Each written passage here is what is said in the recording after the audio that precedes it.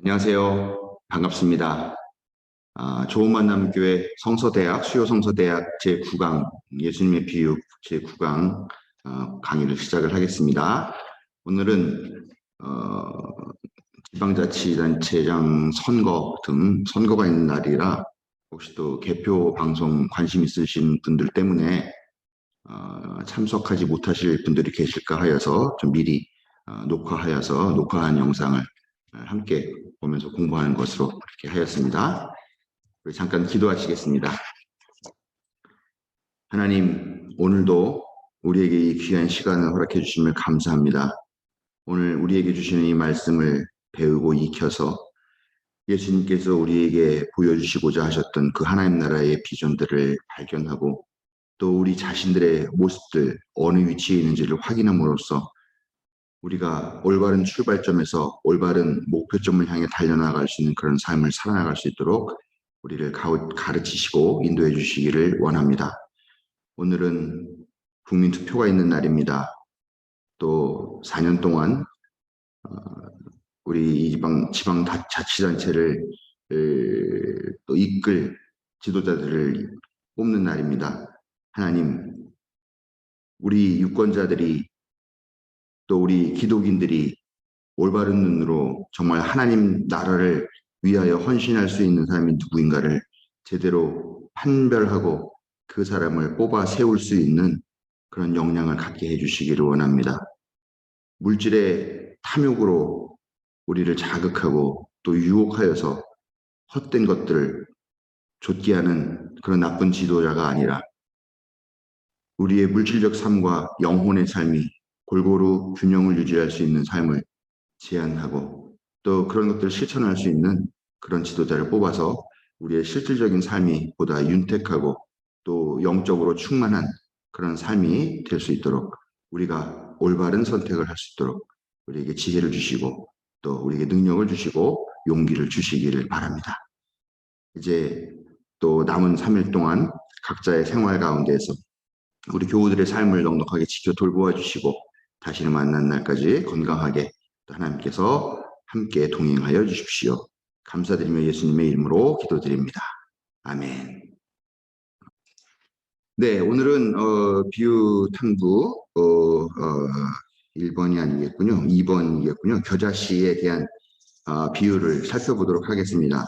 우리가 너무나 잘 아는 말씀이고 또 누룩의 비유와 같이 꼭 그렇게 세트로 나오는 그런 말씀이죠. 그래서 아주 작은 겨자씨가 큰 나무가 되었다. 아니면은 가루 서말 한 25kg 정도 되는 그런 가루에다가 아주 조금의 그런 누룩을 숨기지 넣었더니 그게 크게 부풀어 올랐다.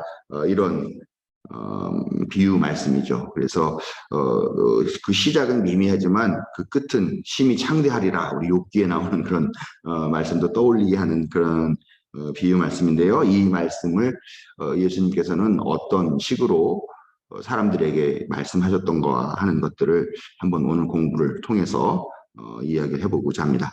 먼저 오늘 말씀을 같이 한번 읽어보죠. 네, 공동번역에 있는 말씀을 준비를 했습니다. 예수께서 또 말씀하셨다. 하나님의 나라는 무엇과 같으며 또 무엇에 비길 수 있을까? 어떤 사람이 겨자씨 한 알을 밭에 뿌렸다. 겨자씨는 싹이 돋고 자라서 큰 나무가 되어 공중의 새들이 그 가지에 깃들였다. 하나님의 나라는 이 겨자씨와 같다. 네, 잘 아시는 이야기죠. 그래서 이 말씀을 한번 자세하게 살펴보도록 하겠습니다. 네, 누룩의 비유와 같이 쓰이는 세트의 말씀입니다. 좀 전에 말씀을 드렸고요. 아주 작은 것을, 미미한 것을 출발점으로 하였지만 그 결과는 엄청나게 큰 것으로 그렇게 나타난다라고 하는 작은 것과 큰 것을 이렇게 대조하면서 그 놀라움을 좀 증폭시키면서 그 어떤 충격적인 그런 자극을 유도하는 방식을 통해 가지고 이야기를 전개를 하고 있습니다. 그런데 이게요, 이 학자의 이야기를 보면은 이게 사실 작은 것에서 시작해서 큰 결과로 나온다라고 하는 것은 전적으로 마가복음을 기록한 사람이 자신의 해석 또 자신의 의도를 넣어서 그것을 번영시킨 것이다. 라고 그렇게 해석을 하고 있습니다. 분석을 하고 있습니다. 자, 그럼 여기에 쓰여 있는 구절들을 한번 살펴보도록 하겠습니다. 겨자, 그럼 우리 너무나 뭐 잘 알고 있는 얘기죠. 겨자씨라고 하는 거는 정말 작은 씨앗이에요. 뭐 저도 실제로 본 적은 없고 사진 같은 거로만 봤는데, 네, 약간 길쭉하게 생겼는데 뭐 아주 작습니다. 그렇다고 뭐 깨 정도 될까요? 뭐하고 비슷한 사이즈인데요. 정말 뭐 아무튼 가장 작은 씨앗으로 상징될 수 있을 것이 이 겨자이죠. 근데 이 겨자를 특별하게 이 가장 작은 씨앗으로 상징하는 이유가 있었던 것 같아요. 그건 차차 말씀드릴 텐데요. 보면은 이 가장 작은 씨앗을 갖고 있는 이 겨자였지만 이 겨자를 심었더니 자라면서 커다란 푸성기가 된다. 그리고 오히려 그것이 거기서 더 자라가지고 큰 나무같이 된다라고 이야기를 하는데 이건 사실 많이 과장된 이야기죠. 이거 만약에 생물학계에서 그렇게 작은 것이 그렇게 큰 열매로 자라난다 그러면 그건 기적이다라고 할 수가 있는 거죠.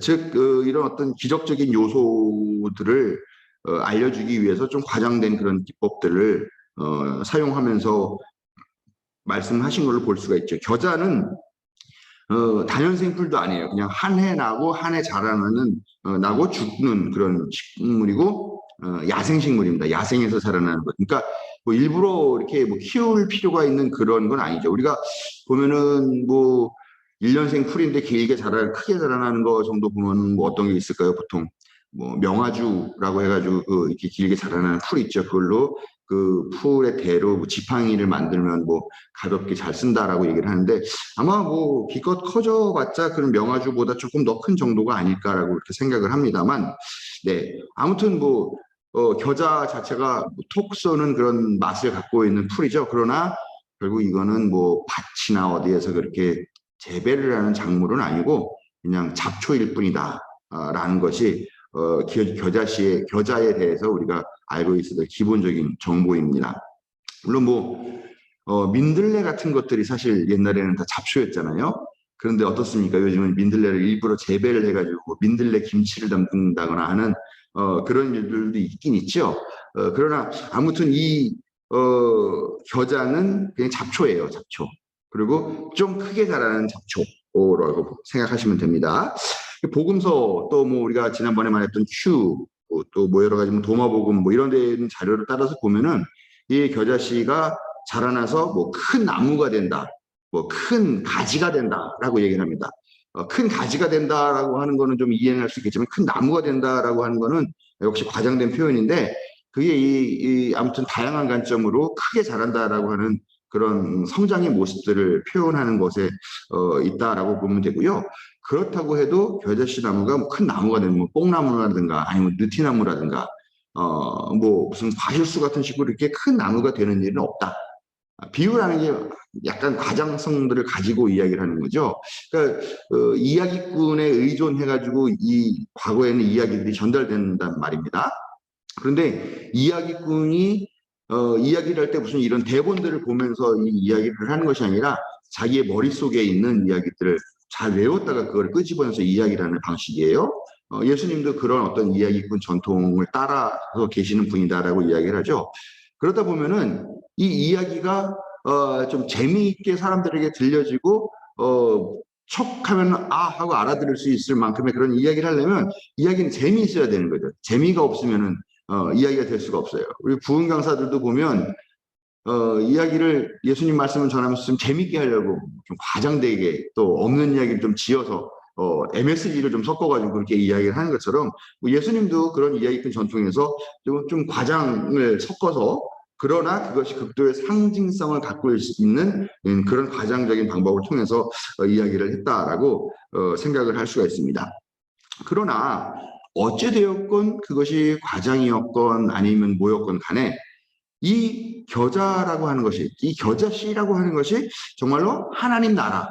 여기 이제 우리가 하나님 나라라고 하지만 이제 하나님의 제국이라고 보면 되겠습니다. 왜냐하면 그때 있었던 게 로마 제국, 로마 제국과 대척점에 있는 하나의 제국이 있다. 근데 그것을 하나님의 제국, 하나님의 나라라고 그렇게 보는 거죠. 지금은 제국주의 시대는 아니니까 뭐 제국이라고 얘기는 하지 않죠. 그러나 어찌됐건 간에 이 당시에 쓰였던 나라라는 개념, 바실레이아라고 하는 이 헬라어, 그리스어 개념에서 이 나라는 제국이라고 하는 의미로, 요즘으로 말하면 제국이라는 의미로 해석이 되었다라는 거죠. 그러니까 겨자씨가 과연 하나님의 제국을 표현할 수 있는 적절한 비유일 수 있겠는가라고 봤을 때 어느 누가 봐도 이거는 말도 안 되는 상징, 말도 안 되는 풍유라고 비유라고 이해를 했었다라는 것이죠. 그리고 이 겨자씨가 갖고 있는 아주 골치 덩어리인 문제가 있어요.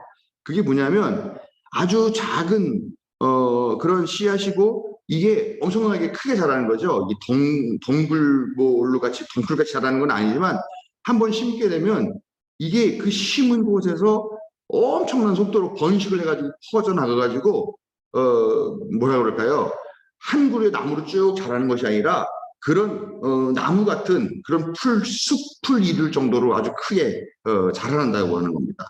그래서 이런 특성을 갖고 있는 이 겨자가 과연 하나님의 나라의 제국, 하나님 제국의 적절한 비유냐? 그거는 그럴 수 없다라고 보는 것이 일반적인 견해라는 것입니다. 너무 작죠. 또 골칫덩어리예요. 뭐 번식력이 좋다라고 하는 것은 그게 어떤 우리가 일부러 키우는 뭐 채소라든가 그런 경우에는 되게 좋은 장점이 될 수 있지만 잡초인 경우에는 정말 골칫덩어리인 것이죠. 네. 두 번째로 보면 정원이라는 얘기가 나옵니다. 어떤 사람이 하나씩 겨자씨 하나를 밭에 뿌렸다. 우리가 오늘 읽은 공동 번역에는 밭이라고 나오는데 또 우리 교회에서 보고 있는 새 번역에는 정원이라는 말이 나옵니다. 자, 정원, 아무튼 밭, 뭐 그렇게 표현을 하고 있는데 이 정원이나 밭이나 공통점이 있죠. 어떤 용도가 있는 겁니다. 용도.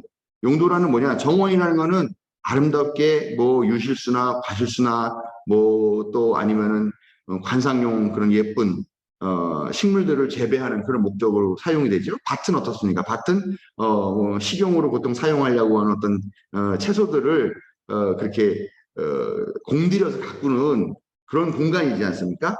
근데 아무튼 이 정원과 밭이라고 하는 곳에 그런 특별한 용도가 있고 특별한 목적이 있는 그 다음에 특별히 공들여 가지고 식물들을 재배하는 그런 공간에 이 겨자씨를 뿌렸다라는 겁니다. 자, 그런데 문제가 있어요. 유대인들은 그 모세 오경에 의해서 갖고 있는 그런 율법 규정 중에 하나가 있는데 그게 뭐냐면 서로 다른 종자를 한 밭에 뿌리지 말아라라고 하는 겁니다. 이게 레위기서 19장 19절에 나오는데 이거 이종교배라고 하는데요. 뭐 고를 파가지고 한 고래는 뭐 배추 심고 한 고래는 무를 심고 한 고래는 뭐 고추를 심고 이렇게 하지 말라라고 규정이 되어 있습니다. 그거는 일종의 땅을 좀 착취하는 그러니까 여러 가지 식물을 심음으로 인해 가지고 각 채소들이 서로 상이한 그 흙의 자양분들을 빨아들이게 되면 결국 흙이 황폐화된다. 이런 목적 때문에 땅을 좀 비옥하게 지키려고 하는 땅의 지력을 너무 과하게 빨아먹지 않게 하려고 하는 그런 의도 때문에 정해진 것으로 보이는데요. 아무튼 밭에는 다른 종자를 뿌리지 못하게 돼 있죠. 근데 이 정원과 밭에다가 이 겨자씨를 뿌린다라고 한다면 이거는 정말 말도 안 되는 거죠. 왜냐하면은 이 잡초 때문에 내가 키우려고 하는 것들, 내가 재배하려고 하는 것들을 전혀 키우지 못하게 되고 또 법적으로도 안 되고 또 이걸 심으면 이 겨자씨가 그 밭 전체를 다 뒤덮어 버리기 때문에 그 해의 농사는 망하게 된다라고 볼 수가 있는 것이죠. 이 정원에다가 이 겨자씨를 뿌렸다라는 이야기를 들었을 때 이 이야기를 들은 사람들이 어떤 생각을 했겠느냐라는 겁니다. 사람들이 어떤 사람이 겨자씨를 갖다가 자기 밭에 뿌렸대 그 얘기를 들을 때 그 상황들을 잘 이해하고 있는 이 사람들 대부분이 농부잖아요. 예수님을 따라다니는 사람들은 사실 농부예요. 농부 중에서도 자기의 땅을 빼앗기거나 또 그 땅을 경작할 수가 없고 그래서 땅을 빼앗겨가지고 뭐 소작농을 하다가 너무 힘들어가지고 거기서 이탈해 갖고 있는 사람들이나 뭐 그런 사람들이 예수님을 따라다녔기 때문에 그 당시에는 또 90% 정도가 다 농민이었고요. 그러니까 예수님께서 하시는 이 말씀, 밭이나 정원에 겨자씨를 뿌렸다라는 이 말씀을 하시는 걸 듣는 순간 이 사람들의 머릿속에 떠오르는 이미지가 있었어요. 어떤 이미지였냐? 그 사람 어떤 사람인지 미쳤다. 큰일 났다. 그거 한번 뿌리면은 그 밭을 다시 사용할 수 있을 만큼 그 복구하는 게 엄청 힘들고 이 겨자씨를 모두 다 겨자를 다 완전히 드러내서 뽑아가지고 없애버린다는 것이 정말 쉬운 일이 아닌데 야 큰일 났다. 그 밭은 이제 끝장났다. 야 정말 미친 짓을 했구나. 이런 생각들을 그 자리에 있었던 청중들은 했었을 것이다라는 이야기죠.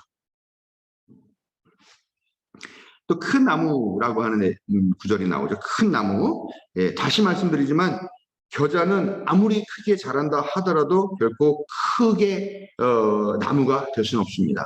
그냥 좀 큰 풀이지 좀 굵은 대궁이를 갖고 있는 그런 식물이지 결코 그것이 나무와 같이 그런 구조를 가지고 그렇게 자라나는 생명은 아니다는 거죠. 그러니까 겨자는 겨자 풀이지 결코 겨자 나무가 될 수는 없다라는 겁니다. 그래서 근데 이렇게 아까 말씀드린 대로 왜 큰 나무라고 했을까? 큰 풀도 아니고 큰 나무, 큰 가지 정도는 우리가 좀 이해해 줄 수 있잖아요. 그런데 큰 나무라고 하는 것은 어떤 이런 상징적인 표현을 갖고 있는 거죠. 과장적인 그런 이야기를 하는 거죠. 그래서 뭐 하나님 나라는 뭐 하면서 뭐 신학적으로 봤을 때 뭐 어떤 신학자의 어떤 말 보고 또 어떤 그 성경 구절을 봤을 때 뭐 하나님 나라는 뭐 모든 민중이 다 뭐 평등하고 자유롭게 살아가는 뭐 이런 설명문이나 아니면 주제문식으로 이야기를 하는 거는 이야기꾼들에게 너무 힘든 이야기잖아요. 왜냐하면 아주 짧고 간결하게 자기가 외워서 할 수 있을 만한 그런 이야기를 하다 보니까 이야기 맛을 살리기 위해서 상징적이고 과장적인 그런 표현들을 쓰는데 그것도 하나의 이야기 기술이었다. 그런 맥락에서 나온 것이 큰 나무다라고 하는 입장으로 이 구절을 보면 되겠다라는 생각을 합니다. 예. 그런데 사람들은 어떤 사람이 겨자씨를 자기 밭에 뿌렸다, 자기 정원에 뿌렸다라는 말을 듣는 순간에 경악하게 되는 거죠. 그래서 야 미쳤다, 큰일 났다. 저 밭은 이제 끝장났다. 그냥 겨자 풀로 완전히 뒤집히게 되는 그런 몹쓸 것이 됐다라는 그런 걱정을 하고 있어요.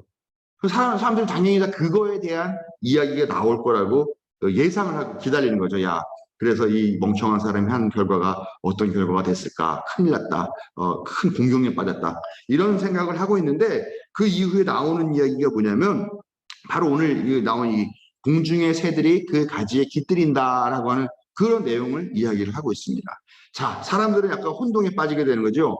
겨자가 풀도 아니고 나무도 아니고 되게 골칫덩어리인 그런 식물인데 그것이 어떻게 퇴치되어서 밭의 기능을 할 수 있을까라고 하는 그런 대응에 대한 이야기가 나올 거라고 생각했는데 전혀 뜬금없이 그 겨자씨가 자라가지고 큰 나무가 되어서 공중에 날아다니는 새들이 그 가지에 와서 깃을 들인다라고 이야기를 한다는 겁니다.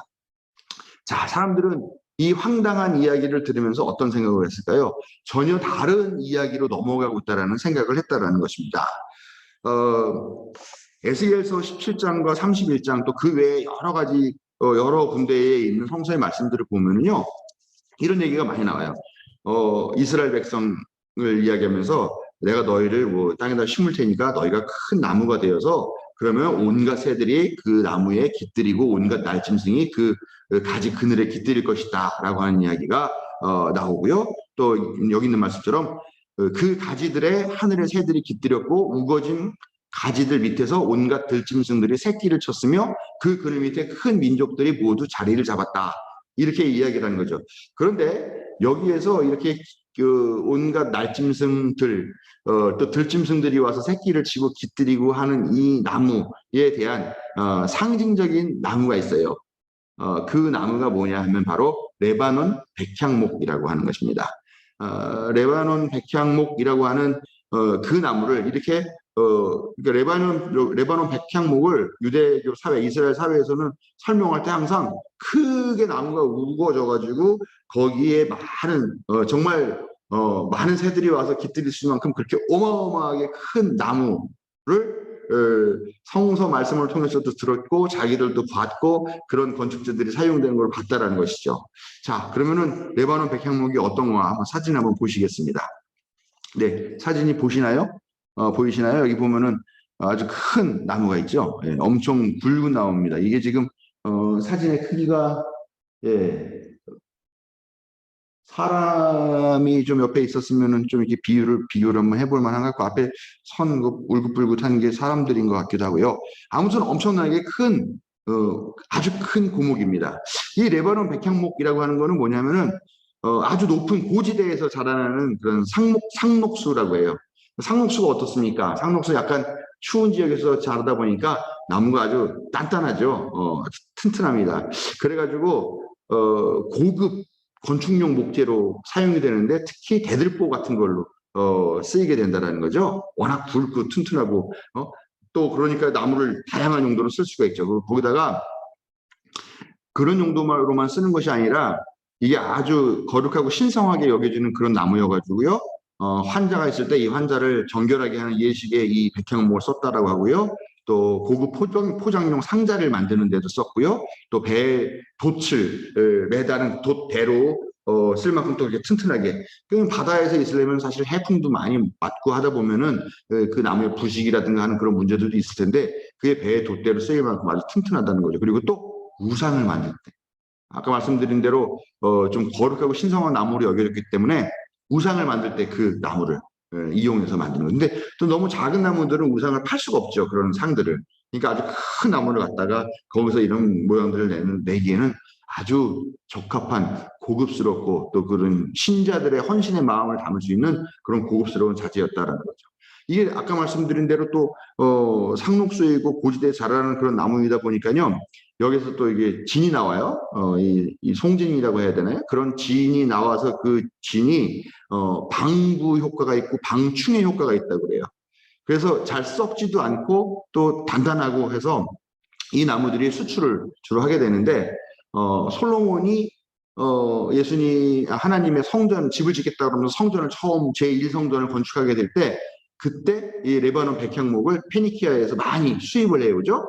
그러면서 그때가 그 지역에 있던 왕이 뭐 히람 왕이었던가요? 그 왕한테 뭐 땅도 또 떼어주고 뭐 또 그러면서 나무를 좀 우리에게 좀 넉넉하게 공급해달라. 또 이 나무를 다룰 줄 아는 목수들도 좀 보내달라. 이렇게 얘기를 하면서 아주 고급스럽게 성의를 다해가지고 지으려고 사용했던 나무가 바로 레바논 백향목이다. 어떻습니까? 그림 보시면은 정말로 새들이 와가지고 거기서 깃들이고, 예, 지금 있는 사진을 보면은 크게 한 그루 있는 것만 보이지만 그 뒤로 보면은 이렇게 숲을같이 우거져 있는 것을 볼 수가 있잖아요. 이렇게 큰 나무들이 한 군락지를 형성해가지고 있다고 한다면 거기에 정말 들짐승들이 와가지고 뭐 그 밑에서 새끼를 치고 또 기치를 드리고 뭐 둥지를 만들고 할 만하고, 정말로 민족들이 다 나와서 그 그늘 아래서 쉴 것이다라고 하는 그런 상징적인 표현에도 걸맞을 만한 그런 우람하고 웅장한 그런 나무라고 볼 수가 있는 것이죠. 자, 그런데 예수님은 이 아주 작은 거에서 자라나가지고 그냥 조금 큰 풀, 그러나 한번 뿌려지면 걷잡을 수 없이 퍼져가지고 골칫덩어리가 되는 이 겨자씨와 이 말도 안 되게 고급지고 우람하고 으리으리하고 비싸고 한 이런 나무와 지금 뭐랄까요, 말도 안 되는 비교 아니면 말도 안 되는 대꾸를 그렇게 지금 시도하고 계신다라는 겁니다. 자, 오늘 내용을 한번 보겠습니다. 이 잡초풀과 거대한 백향목의 이미지를 이렇게 대조하면서 어떤 두 가지를 이렇게 비교한 거잖아요.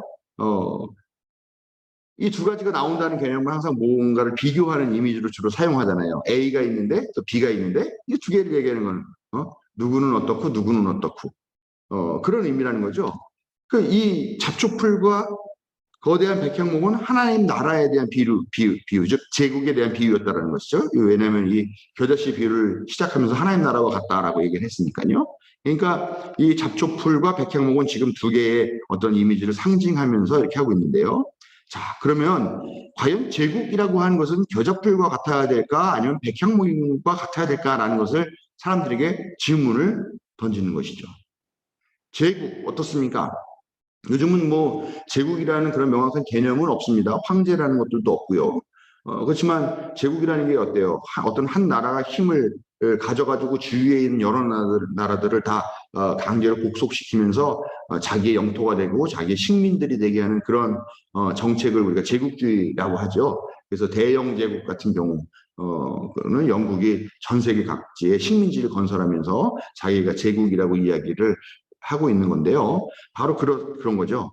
과연 제국이라고 하는데 제국을 상징할 만한 나무가 있다면 어떤 나무이겠느냐? 겨자풀이겠냐? 아니면 백향목과 같은 그런 나무겠느냐? 자, 이건 뭐 물어보나 마나 뭐 쓸데없는 대답이지 않겠습니까? 질문이지 않겠습니까? 사람들이 다 제국 그러면 다 강인한 이미지, 멋있는 이미지, 화려한 이미지, 백향목을 떠오르게 된다는 것이죠. 바로 카이사르의 제국, 즉 시저 황제의 제국, 로마 제국이죠. 로마의 제국. 그다음에 로마 황제의 빌 붙어가지고 이 팔레스타인 지역을 받아서 통치하고 있는 이 헤롯의 제국. 이 헤롯의 제국을 그 스스로도 그렇고 사람들도 그렇고 백향목과 같이 으리으리한, 그래서 그 밑에 많은 사람들과 많은 생명들이 깃들어 살고 있는 그런 제국과 같이 생각을 했을 겁니다. 그런데 반면에 하나님의 제국은 겨자씨다라고 이야기합니다. 이상하죠? 하나님의 제국을 이야기하면서 겨자씨와 같다라고 말했는데 그 하나님의 제국 겨자씨의 결과를 가지고 이야기하는 것은 거대한 제국, 카이사르의 제국, 헤롯의 제국을 이렇게 대조하면서 비교하면서 이야기하고 있는 거죠. 자, 이거는 바로 예수님께서 하시는 비유의 특징이에요. 일상적인 소재를 이용해서 하나님 나라에 대한 비전을 심어 주시지만 그러나 그것이 일상적으로 생각되는, 사람들이 일반적으로 그것을 보면서 느끼는 그런 개념들이 아니라 전혀 다른 개념들을 도출해내면서 사람들에게 어떤 결정을 하라라고 그렇게 물어보신다라는 거죠. 정말 제국, 정말 생명을 살리고 그 밑에 들어와서 깃을 치고 새끼를 치고 또 그 그늘에서 쉬고 모든 민족들이 그 밑에서 안식을 누릴 수 있을 만한 그런 나라, 그런 제국이라면 어떻게 되는 거냐? 그렇게 우뚝 서서 시저 카이사르와 헤롯이 자랑스럽게 하는 그렇게 크고 강대하고 거대한 우뚝 서 있는 그런 힘으로 지배하는 것이 아니라 하나님 나라는 스며들어서 퍼지는 것이다 라는 것을 대조적으로 보여주시는 것이죠. 어떻습니까? 정원에다 하나만 심었을 뿌리인데 이게 온통 정원을 다 차지합니다. 그리고 물론 그게 아주 우람하고 크지는 않지만, 그래서 거기 가서 무슨 큰 새들이 가서 깃들이는 건 아니지만, 그러나 그렇게 만들어진 숲풀에는 거기에서 새들도 그 가지 밑에 숨어서 둥지를 틀고 수 있고 짐승들도 거기서 숨을 수 있는. 그러나 한번 심겨지면은 걷잡을 수 없이 퍼져나가는 잡초 같은 제국. 자, 봐라. 으리으리한 백향목과 같은 그런 로마 제국이 있지만 그 제국은 너희들을 쉬게 하는 제국이더냐? 아니다.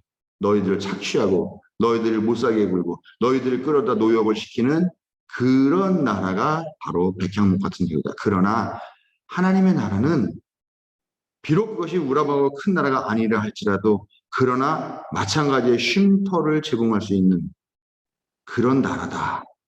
자, 이 거대하고 우람한 로마의 제국을 선택할 것이냐, 아니면 보잘것없지만 너희들의 생활 가운데 엄청난 속도로 퍼져나가면서도 너희들이 소소한 삶을 살도록 보장해 줄 수 있는 그런 겨자씨와 같은 하나님 나라냐, 선택해라.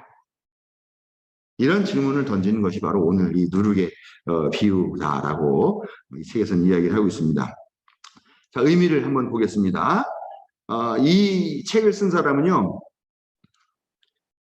이 겨자씨의 비유만큼 철저하게 그 예수님의 말씀을 변형시킨 그런 예는 찾을 수 없을 정도로 아주 심각하게 훼손된 말씀이다라고 얘기합니다.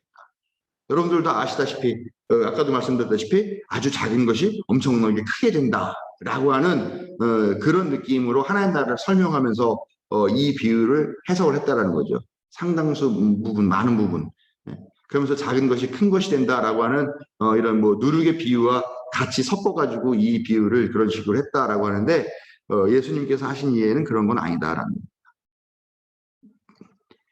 우리가 초반에 이 비유에 대한 전반적인 개요에 대한 내용들을 공부했을 때 그런 말씀드렸죠. 예수님의 비유는 상당히 구체적인 대상들을 향해 가져서 야, 지금 상황이 엄청나게 심각하고 긴급한 상황이야. 곧 종말이 닥칠 만큼 그런 상황이야. 이런 상황에서 너는 어떤 선택을 할래? 빨리 결단을 해서 뭔가 실천해야 돼 라고 하는 그런 긴급한 요청을 하고 있는데 어떻다 그랬죠? 나중에 초대교회에 와가지고는 그런 이야기들이 일반적인 도덕률, 그래서 뭐 재물을 잘 사용해야 된다, 뭐 그런 식으로 일반적인 도덕적인 가치들을 이렇게 하는 그런 이야기로 주제가 바뀌었다라고 이렇게 얘기를 했는데 바로 이 말씀이 그런 예다라고 지적을 하고 있는 것이죠. 예수님께서는 분명히 그런 거대한 제국, 거대한 백향목과 같은 그런 제국을 로마 제국과 빗대어서 말하면서 그것과 대척점에 있지만 그러나 여전히 가장 밀착돼서 가장 작은 모습이지만 가장 또 역시 그 생명들을 품어주는 그런 하나님 나라에 대한 이야기를 했습니다만 전통적으로 이 이야기는 레바논 백향목을 선호하게 된 그런 이야기라는 겁니다. 그래서 예수님께서 하셨던 실제적인 말씀의 그런 예리한 어떤 대조와 비교가 아니라 결국은 작은 겨자씨가 큰 레바논 백향목 같이 된다라고 하는 식으로 이렇게 이야기를 변형시키고 결론을 내버렸다. 그래서 아주 심각하게 여기 보면은 사람들이 예수님께서 하신 비유를 그 뜻이 무엇인지는 알고 있었을 텐데 이거를 거부하고 왜곡해서 큰 것을 선호하는 거대하고 우람하고 어떤 화려한 것들을 선호하는 그런 사람들의 마음에 들도록 이 이야기를 재해석하고 다른 방식으로 사용했다라고 그렇게 좀 신랄하게 비판을 하고 있는 것을 볼 수가 있습니다. 해학과 과장의 풍자 그랬죠? 풍자예요, 풍자. 겨자씨라는 아주 보잘것없는 것, 그 다음에 우람한 레바논 백향목 이거를 갖다가 놓으면서 이 풍자를 하면서 로마 제국이라고 하는 것 그리고 겨자씨와 같은 하나의 나라 이 두 가지의 선택하라라고 하는 그런 요청을 예수님께서 하셨던 것인데 이것이 작은 것이 큰 것이 되었다라고 그렇게 변형이 되었다는 것이죠. 네, 그래서 아무튼 이 말씀의 의미, 주제는 그런 거라고 볼 수 있는 거죠. 그러니까 너희들은 크고 강대하고 어떤 대단한 그런 나라, 그런 권력을 상징하고 거기를 좋아하고 그것을 하나님 나라로 생각할지 모르지만 하나님 나라는 그런 것이 아니다. 소소하지만 그러나 순식간에 퍼지고 너희의 생활 가운데 밀접하게 있으며 크고 화려하진 않는다 하더라도 그러나 생명들을 품고 쉬게 할 수 있는 그런 역할들을 하는 것이다. 자, 로마 제국을 선택할래? 하나님의 제국을 선택할래? 이것은 너희에게 맡겨진 너희의 선택에 달렸다.